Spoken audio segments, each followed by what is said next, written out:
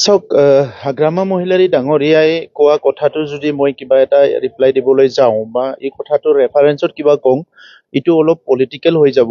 আজিৰ সময়ত মই পলিটিকেল কথা ক'ব বিচৰা নাই। তেখেতে যিয়ে কথা নকওক কিয়, আমি ভগৱানক, ঈশ্বৰক ধন্যবাদ দিব লাগিব যে সকলোৰে প্ৰচেষ্টাত একদিনত যে এই ঘটনাটো ৰখি গ'ল বা আজি চবৰে ইণ্টাৰভেনশ্যনত যে সেইটো ষ্টপ হৈ গ'ল, সেইটো আমাৰ কাৰণে বহুত ডাঙৰ কথা। আগৰ সময়বিলাকত সৰু ঘটনাৰ পৰাই ডাঙৰ সংঘৰ্ষ হৈ গৈছিলে আৰু সেইটো বহুত দিনলৈকে চলি আছিলে। আৰু আমি সেইকাৰণে যোৱা পৰহি যিটো ঘটনা হ'ল, এই ঘটনাৰ পিছত সকলো বহুত শংকিত হৈছিলোঁ যে এইটো কোনটো টাৰ্ণ লয়। আৰু ৰাতিপুৱাৰ পৰা কিছুমানে ৰাস্তা ব্লকেট কিবা কিবি কৰি আৰু পৰিৱেশটো বেলেগ ফালে গ'ল। তো যিয়ে নহওক কিয়, আজি অসম পুলিচ, অসমৰ প্ৰশাসন আৰু আমাৰ জনগোষ্ঠীবিলাকৰ সচেতন লোকসকলে দল সংগঠন সকলোৰে ইণ্টাৰভেনশ্যনত আৰু বহুত দূৰত আছে যদিও মুখ্যমন্ত্ৰী ডাঙৰীয়াই এনি টাইম এইটো খবৰ লৈ আছে।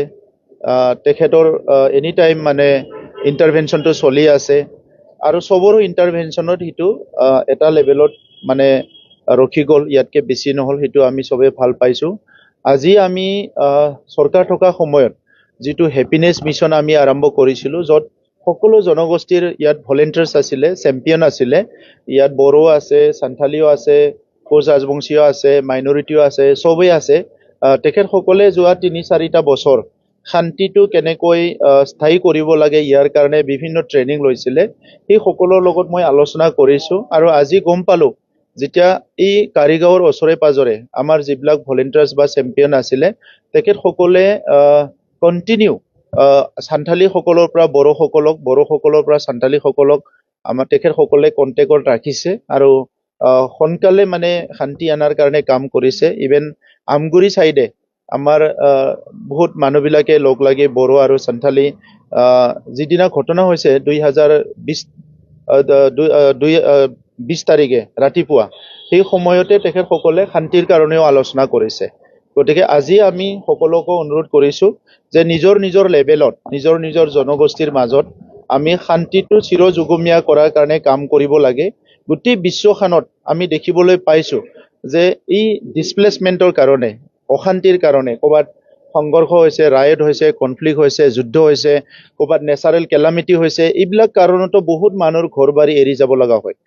আমাৰ চিন্তাটো হৈছে যে এই অঞ্চলতো বহুত ল'ৰা ছোৱালী আছে যিসকলে মেট্ৰিক পৰীক্ষা দিব, হায়াৰ ছেকেণ্ডাৰী পৰীক্ষা দিব, গোটেই বছৰটো পঢ়িছে আৰু এতিয়া যদি পৰীক্ষাটো ভালকৈ দিবলৈ নাপায়, তেখেতসকলৰ ভৱিষ্যতটো অন্ধকাৰ হৈ যাব আৰু এই দুখটো সদায় ৰৈ যাব।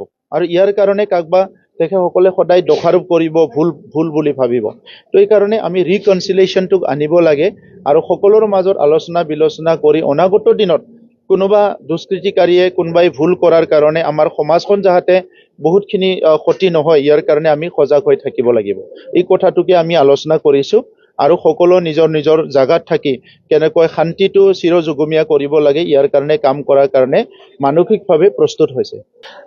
আমাৰ অহা 30 তাৰিখ আৰু 31 তাৰিখ জানুৱাৰীত অধিৱেশন আছে। এই অধিৱেশনত আমি ৰাজনৈতিক সিদ্ধান্তবিলাক ল'ম, আলোচনা কৰিম আৰু অহা 24 তাৰিখত আমাৰ CWC আছে, তাতেও আমি আলোচনা কৰিম।